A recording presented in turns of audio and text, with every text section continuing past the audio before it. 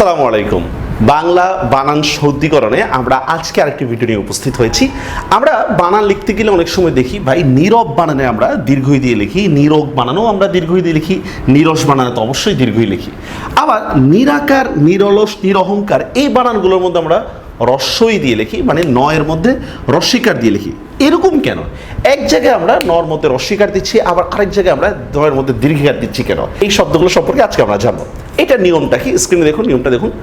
বিসর্গ সন্ধিতে মূল শব্দে যদি আমাদের র থাকে, আবারও বলতেছি, বিসর্গ সন্ধিতে মূল শব্দে যদি আমাদের র থাকে তাহলে সেক্ষেত্রে দীর্ঘই অথবা দীর্ঘও হবে।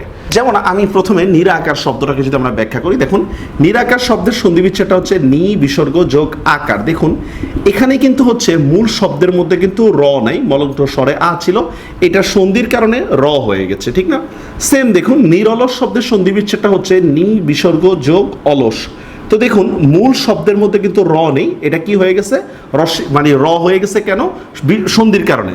সেম নিরহংকার যদি আমরা বলি তাহলে কি হবে? নি বিসর্গ যোগ অহংকার। তো এখানে দেখেন, এখানে একটা শব্দেরও মূল শব্দের মধ্যে কিন্তু র নেই, সুতরাং এখানে কিন্তু ওই নিয়মটা প্রযোজ্য না। কিন্তু আমরা যদি নীরব শব্দটা ভাঙি, আমরা জানি সন্ধি বিচ্ছেদটা হয় কিন্তু উপসর্গ প্লাস অর্থবোধক শব্দ, অথবা দুইটা অর্থবোধক শব্দ, অথবা সর্বনাম প্লাস অর্থবোধক শব্দ। তো দেখুন এখানে নীরব শব্দটাকে যদি আমরা সন্ধি বিচ্ছেদ করি, দেখুন সন্ধি বিচ্ছেদের মধ্যে নি বিসর্গ যোগ রব, এই দেখুন মূল শব্দের মধ্যে কিন্তু র আছে, এই র থাকার কারণে কিন্তু এখানে দীর্ঘই হয়ে গেছে। সেম নীরব শব্দের সন্ধি বিচ্ছেদটা কিন্তু হবে, সন্ধি বিচ্ছেদটা কিন্তু নয় রস্যিকার দিয়ে হবে কিন্তু, হ্যাঁ, নি বিসর্গ যোগ রোগ। নীরস শব্দটাও কিন্তু নি বিসর্গ যোগ রস। এখন দেখেন এখান থেকে আমরা একটা শব্দ বলতেছি, দেখেন চক্ষু বিসর্গ যোগ রোগ। এই চক্ষু রোগ বানানে কি হবে? বিসর্গ সন্ধিতে মূল শব্দে যদি র থাকে তাহলে সেক্ষেত্রে আমাদের দীর্ঘিকার অথবা দীর্ঘকার হবে।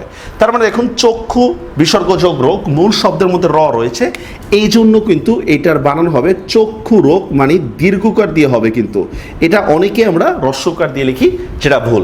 তাহলে আশা করি বুঝতে পেরেছেন মূল নিয়মটা কি।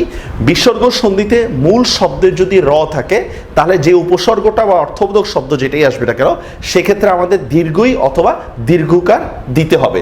এই জন্যই নীরব বানান আর নিরলস বানান, এই বানানগুলোর মধ্যে কিন্তু পার্থক্য দেখা যায়। তো আশা করি বুঝতে পেরেছেন। দেখা হবে পরবর্তী ক্লাসে কিংবা কোর্সে। সবাই ভালো থাকবেন। আল্লাহ হাফেজ।